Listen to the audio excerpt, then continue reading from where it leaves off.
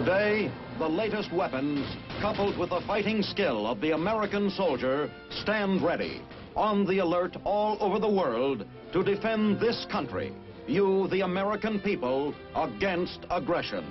This is The Big Picture, an official television report to the nation from the United States Army. Now, to show you part of the big picture, here is Sergeant Stuart Queen. One of the great advantages of Army service is the opportunity for travel to far-off lands. The American serviceman has a serious job to do overseas, but off-duty time often finds him enjoying his stay almost as if he were a tourist. On today's Big Picture, we will see Japan through the eyes of some servicemen who tour by, well, what is more or less of a magic carpet. Sound impossible? You'll see for yourself in just a moment as we look in on the soldier in Japan.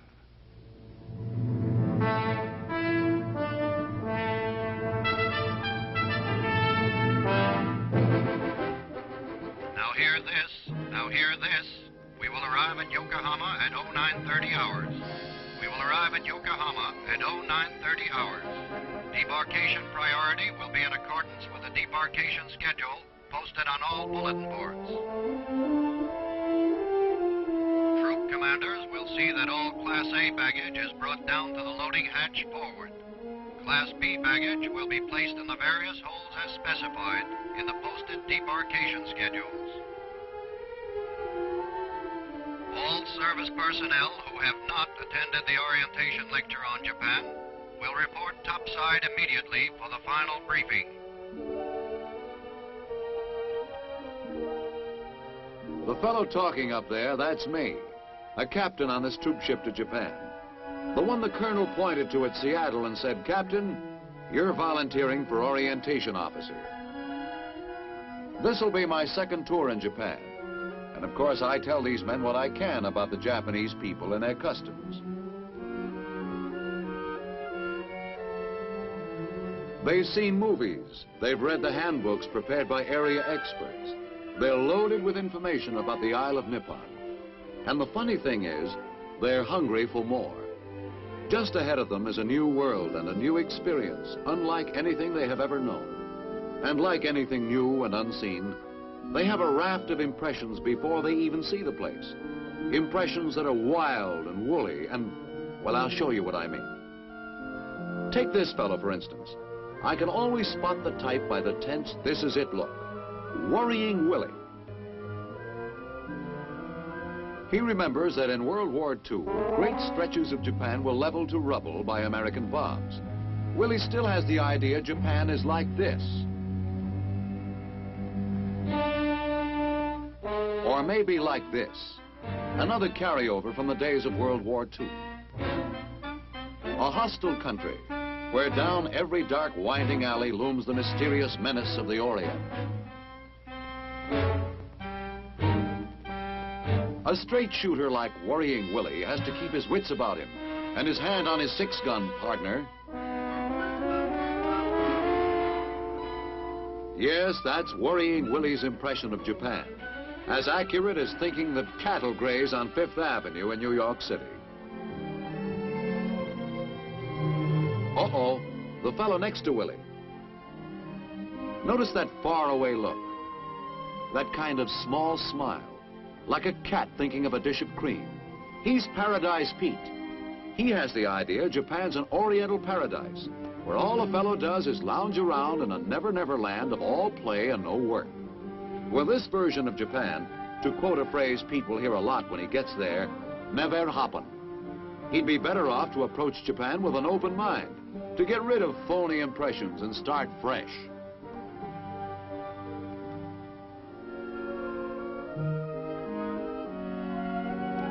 Then I thought of something as I addressed these men. It would be wonderful if by some magic, before setting foot on Japan, they had a chance to make a kind of grand tour. So I told the men I wanted them to lend me something, their imaginations.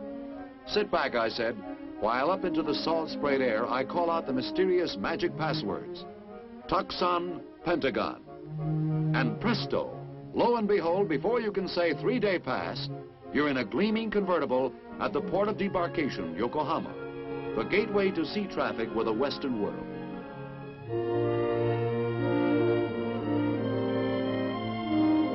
Here, just outside the port area, imagine yourself all set to start the trip. It may look and feel like a top-down convertible, but it's really a magic carpet carrying you through the Japan of today.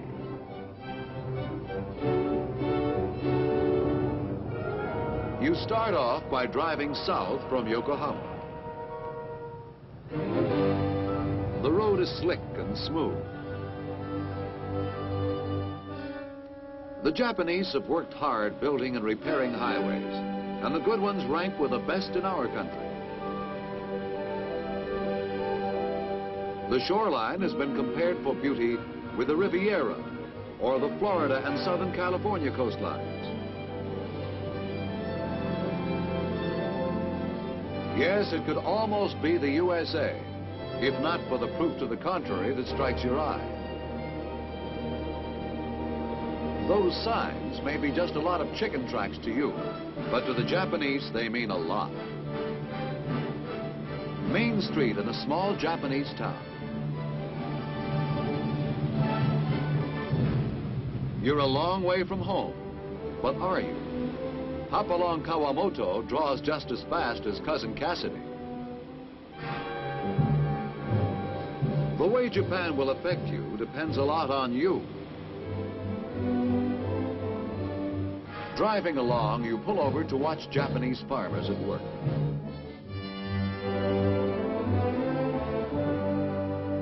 Farming is no picnic anywhere, but the Japanese have it especially rough. They can't afford to dog it for a minute. Modern farm equipment? Most often there just isn't any. Japan is a crowded country. 87 million people are packed into an area smaller than California. And the worst of it is that 4/5 of the land is rocky and mountainous. No, Japan is not exactly a farmer's dream come true.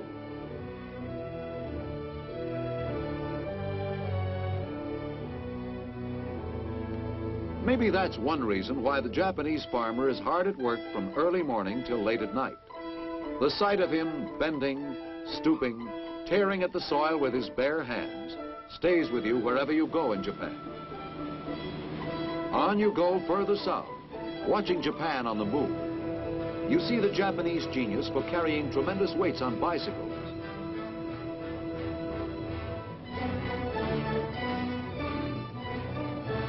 You see the place of horsepower is often taken by manpower or woman power. Not to speak of the many times horsepower has to be given a little boost.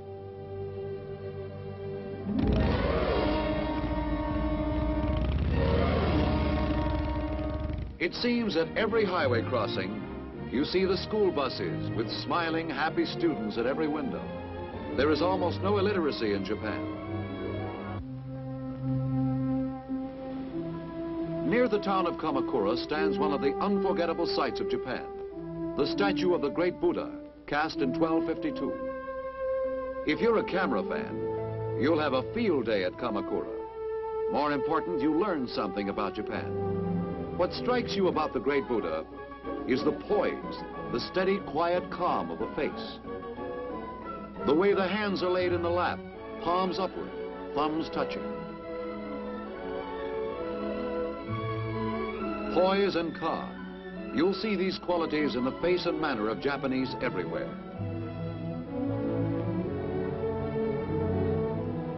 Actually, the practicing religion of most Japanese is Shinto, a religion based on a strong feeling of awe for nature's wonders.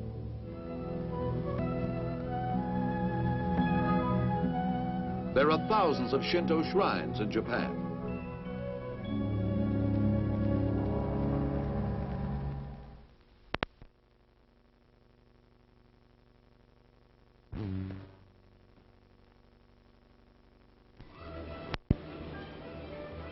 You drive on past Kamakura, the blue Pacific on your left, till you come to a different kind of oceanfront sight, the hustle and bustle of a Japanese fishing fleet. You see the Japanese working as hard at sea as they do on land in a desperate effort to ease Japan's food shortage. What the land cannot give, they must take from the sea.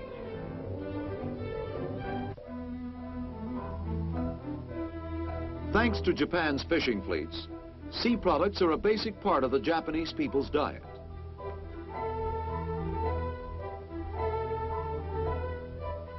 You don't have to visit a fish market to be aware of this either. Just order a Japanese meal. Some sushi, for example. Boiled rice with a slice of raw fish on it. It tastes just like, well, boiled rice with a slice of raw fish on it. But Japanese food has something to offer to the American who likes something different. The style of cooking is simple, and the basic food is rice, which is eaten 3 times daily, just as we eat bread. Many Americans find the fish dishes a little hard to take. But sukiyaki, a blend of beef and vegetables, appeals to most foreigners. Especially after they get the hang of using chopsticks. Food just seems to taste better this way. When somebody doesn't get the hang, a sympathetic waitress will help out. After dinner, the owner of a small Japanese hotel will often escort his guests on a tour of his garden. The green thumb of the Japanese is well known and well deserved.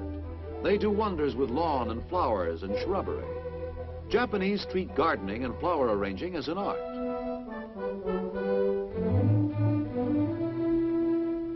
Before going to bed, a Japanese-style bath hits the spot. It's hard to find a private bath in Japan. The more, the merrier.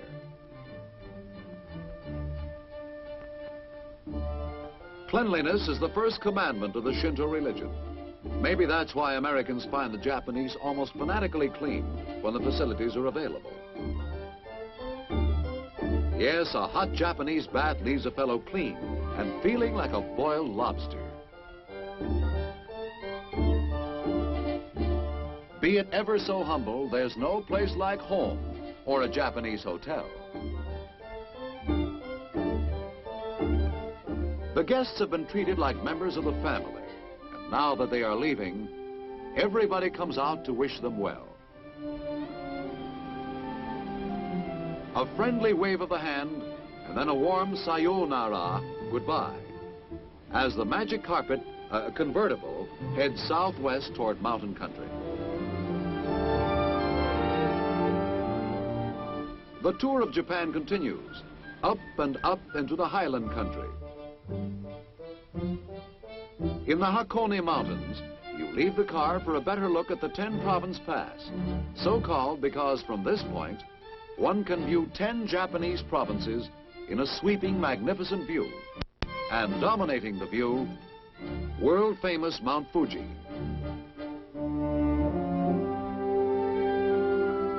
That afternoon on glass-like Lake Yamaguchi, you go rowing.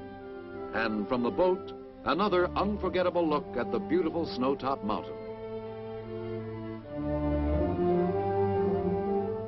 Soon afterwards, Kyoto, truly a city of old Japan. Kyoto has a charm all its own, a blend of temples and shrines, with nature at its best, as at Maruyama Park, where tourists flock all over Japan to see the famous cherry tree.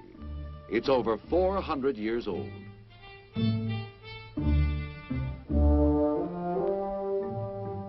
How different is the quiet old sanctuary of Kyoto from the industrial center of Osaka, just a short few miles away. It is here one sees that Japan is not only beautiful views and quaint ceremonies.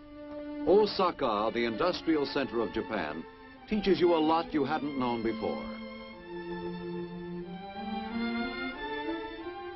Japanese industry is far ahead of the rest of Asia and ranks with the leading industrial powers of the world.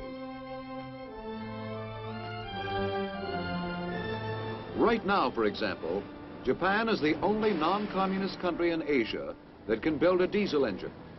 It is this giant industrial power of Japan that is a prime target of aggressive international communism. To see that this prize keeps clear of communist hands is the main reason American fighting men are in Japan today. Working with them is the military might of the new Japan. Units of the Japanese Self-Defense Force are now in training throughout the country. A combination of well-trained men and the latest military equipment makes for a first-class fighting force. Japanese air missions tie in closely with America's Far Eastern Air Force. It adds up to greater protection for Japan and greater protection for Uncle Sam.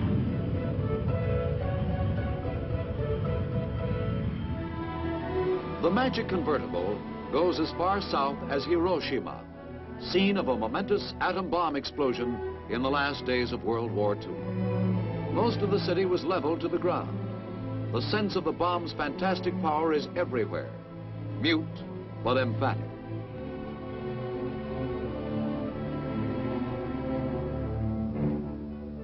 There is another kind of evidence too, years after the mushroom cloud has faded away. Evidence in the form of a touching memorial to peace. Evidence in the form of new roads, new buildings, new schools, and a new spirit which says clearly, we shall not go the way of the past. From these ruins we shall rebuild our nation to stand up and be counted among the countries of the free world. From Hiroshima, the magic convertible starts on the way back, north toward Tokyo. You roll past mile after mile of Japanese countryside, drinking in the vibrant, colorful atmosphere of Japan. You can see it everywhere, in the cracked diesel that highballs past you, in the new bridges that span the rivers and highways, in the newsstands and the daily papers, and in the bookshops crowded with people eager for knowledge and culture.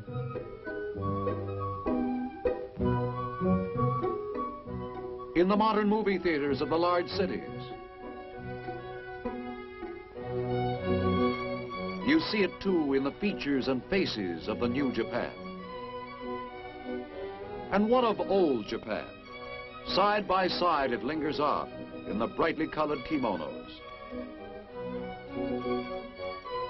in the traditional arts and crafts, skills handed down for generations. On the way toward Tokyo, you stop to watch a revival of an ancient Japanese sport, yabusami, Japanese archery on horseback. You are a spectator as two sumo wrestlers go at each other with no holds barred, almost.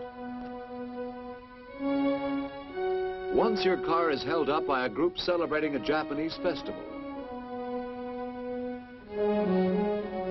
The Japanese year is full of festivals and floats full of pretty girls. If it slows you up in traffic, you don't mind a bit. The festival celebration continues on until nightfall, when the Japanese often explode fireworks. It's the 4th of July and the Mardi Gras rolled into one. But quiet is usually the rule in Japan. A girl sits peacefully at her window. A scholar works at his manuscript. A woman performs a centuries-old tea ceremony. It is an elaborate ritual, a strict form of etiquette developed through the ages. The next day, early in the afternoon, the magic convertible approaches the climax of the trip.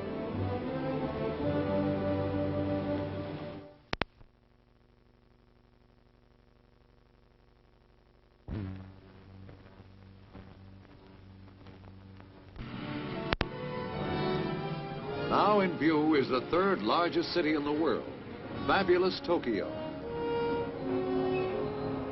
In the early morning, the people of Tokyo rush to their jobs, pouring out of subway stations. braving the hectic traffic of the streets crowded with every kind of vehicle.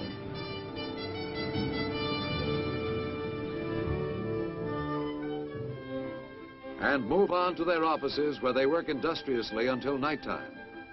Lunch is the only break in an office worker's long day, which ends with his return home.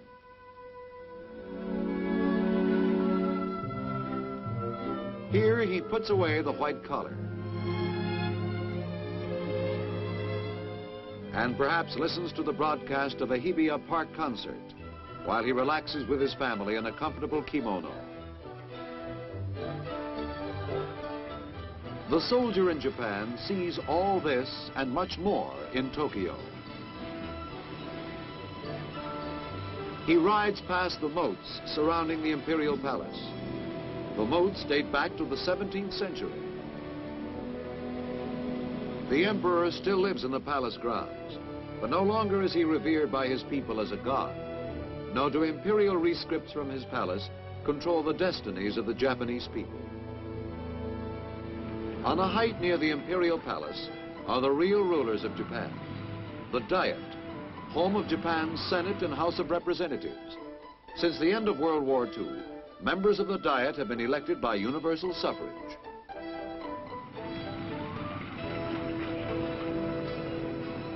The car leaves the Diet grounds, and a few minutes later moves into Tokyo's most famous street, where the soldier goes shopping for souvenirs. There are all sorts of wonderful buys in Japan, not only in the large department stores, but in the stalls lining the sidewalks. Street merchants feel insulted if you don't stop and bargain a little.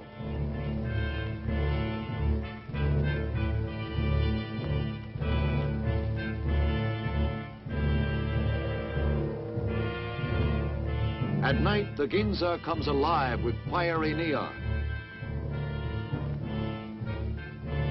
There are shows to be seen, Japanese-style stage plays rich in exotic imagery.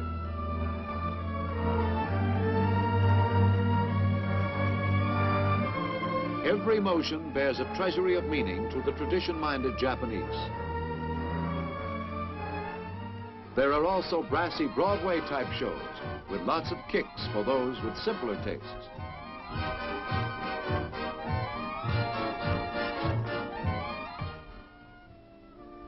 And for servicemen who yearn for a stateside atmosphere once in a while, it's always nice to talk things over at a service club.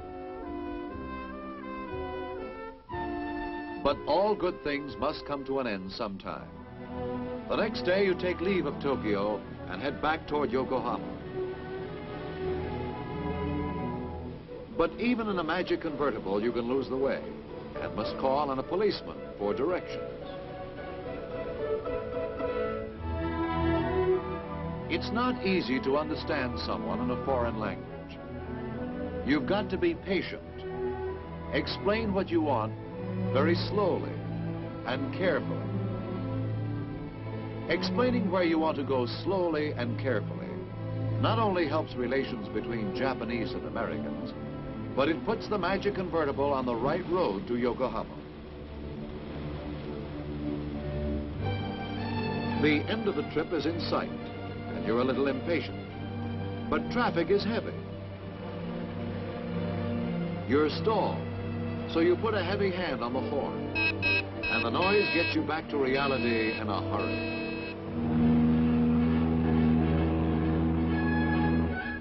The magic convertible had served its purpose. It had given these men a first-hand look at Japan, and we finished just in time, too. Now hear this. Now hear this. We are approaching the port of debarkation. All passengers will have their gear ready to go ashore.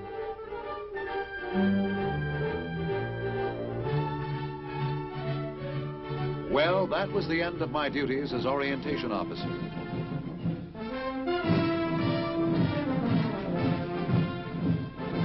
We came ashore, ready to join our units in Japan.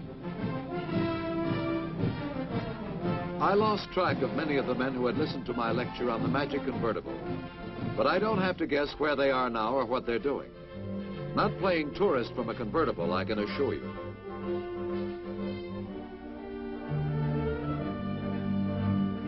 For along with the rewards for being in Japan, go the responsibilities. Responsibilities paid off in work and sweat, and 24-hour concentration on the job. It means maintaining a first-class fighting condition, ready for any emergency.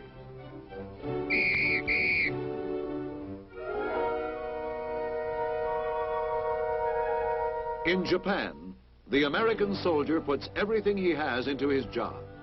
He knows by doing all he can to make Japan strong and safe and free, he is really helping to keep America strong and safe and free. Today's soldier in Japan and in many other foreign lands is making full use of the priceless opportunity to obtain first-hand knowledge of another country's way of life. Knowledge that helps him become a better, more understanding, more mature American citizen. Now, this is Sergeant Stuart Queen, inviting you to be with us again next week for another look at your Army in action on The Big Picture. The Big Picture is a weekly television report to the nation on the activities of the Army at home and overseas.